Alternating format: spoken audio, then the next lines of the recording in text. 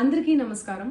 నిన్న ఏదైతే నా బర్త్డే పార్టీ జరిగిందో ఒక చిన్న ఇంట్లో పార్టీ లాగా ఒక ఫ్యామిలీ ఫంక్షన్ లాగా జరుపుకోవాలన్న ఒక ఉద్దేశంతో ఆ రిసార్ట్లో మా అమ్మా నాన్నల కోరిక మేరకు మా అమ్మా నాన్నలతో కలిసి మా ఫ్యామిలీ మెంబర్స్తో కలిసి నేను జరుపుకోవడం జరిగింది.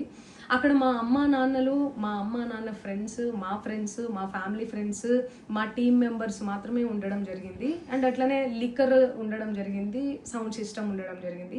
సో సౌండ్ సిస్టమ్కి లిక్కర్కి పర్మిషన్ తీసుకోవాలని చెప్పి నాకు అస్సలు అవగాహన లేదు, ఐడియా కూడా లేదు. అది అనుకోకుండా సడన్గా ప్లాన్ చేసుకొని వెళ్ళిపోవడం జరిగింది అక్కడ.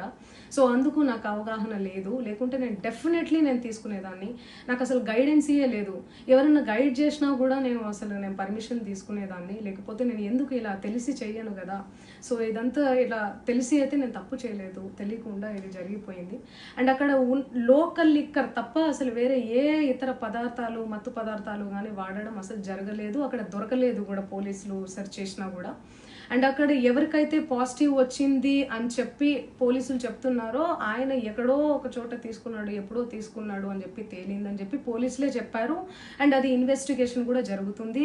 మేము కూడా పోలీసులకు కోఆపరేట్ చేస్తున్నాము.